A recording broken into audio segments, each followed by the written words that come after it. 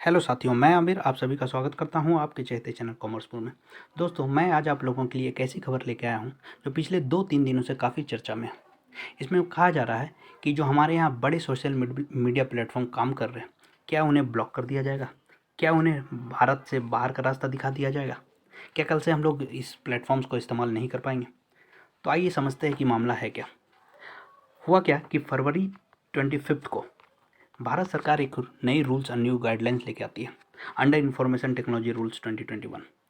और वो इन सारी कंपनियों को कहती है कि आप लोगों के 3 मंथ का एक डेडलाइन दिया जाता है कि आप लोग इस सारे रूल्स को और जो भी गाइडलाइंस है उसको फॉलो करो।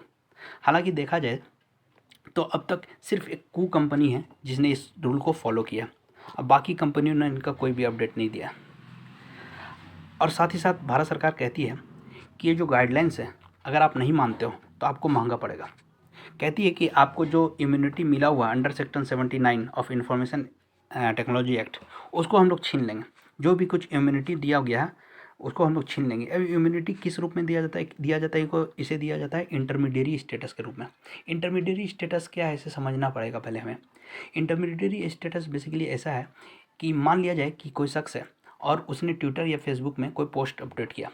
अब वो पोस्ट जो डाला उसको हम लोग या भारत सरकार या कोई भी शख्स उसको ऐसे एज ए परसीव करता है कि उस पर्टिकुलर शख्स का ये पॉइंट ऑफ व्यू है, उसका शख्स का क्या माइंड सेट है वो बताता है, ना कि किसी प्लेटफॉर्म का। ना ही ऐसा बताता है कि ट्विटर क्या कह रहा है या सोशल मीडिया क्या कह रहा है। इंटरमीडिएट स्टेटस मतलब वो कि एक माध्यम है, मतलब एक इन्फॉर्मेशन को दूसरा इन्फॉर्मेशन तक पहुँचाने का, एक आदमी से दूसरे आदमी तक पहुँचाने का। तो एक इंटरमीडिएट स्टेटस ये होता है। अब आइए देखते हैं कि आखिर सोशल मीडिया का जो भी रूल्स लाया गया था वो था क्या। इसमें कहता है कि भारत सरकार कहती है कि आपको 3 ऑफिसर अपॉइंट करने पड़ेंगे। सबसे पहले ग्रीवांस ऑफिसर करना होगा, दूसरा चीफ कंप्लाइंस ऑफिसर करना होगा, तीसरा नोडल कॉन्टैक्ट पर्सन को अपॉइंट करना पड़ेगा। ये 3 तरह का ऑफिसर सबसे पहले आप कीजिए। दूसरी बात बोलती है सरकार कि आपको एक और क्या करना होगा कि फिजिकल कॉन्टैक्ट एड्रेस डालना होगा। कि मान के चलिए कोई शख्स है और उसको किसी तरह का ग्रीवांस है तो कहाँ जाएगा, तो एक ऑफिस होना चाहिए जहाँ वो जाके अपना प्रॉब्लम को सॉल्व करे। और साथ ही साथ कहती है एक स्विफ्ट ग्रीवांस प्रोसेस भी होना चाहिए, मतलब वो प्रॉब्लम जब भी अपना लिखाता है उसको 15 दिन के अंदर में सॉर्ट आउट कीजिए। और कहती है कि अगर कोई ऐसा ऑब्जेक्शनेबल कंटेंट है तो ये ऑब्जेक्शनेबल कंटेंट को हटाइए। अब यही क्वेश्चन मार्क बन गया कि ऑब्जेक्शनेबल कंटेंट क्या होगा। ऐसा तो नहीं है कि जो सरकार के विरुद्ध बात डाला जाए वो ऑब्जेक्शनेबल है। जैसा कि आपको याद होगा 2-3 महीने पहले ट्विटर को भारत सरकार ने 2-3 ट्वीट हटाने कहा था जो भारत सरकार के अगेंस्ट में था।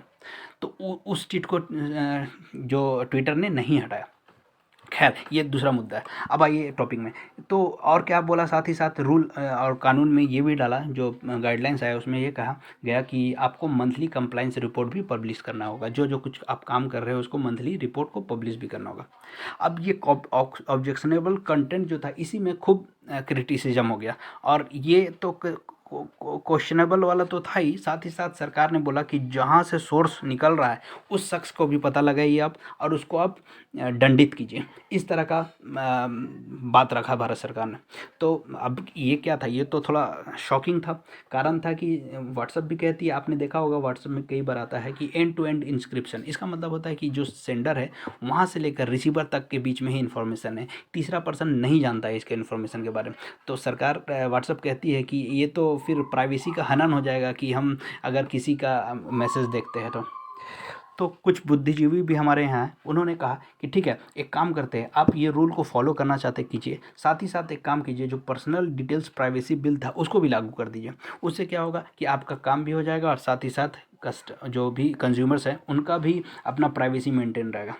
तो खैर अब आज 25 मई है, अब देखिए कल क्या होता है। जैसा भी जो भी अपडेट आएगा मैं आपके सामने ज़रूर लाऊंगा। और अपडेट पाने के लिए आप मेरे चैनल को ज़रूर सब्सक्राइब करें और अपने दोस्तों के साथ इस वीडियो को शेयर करें। Thank you.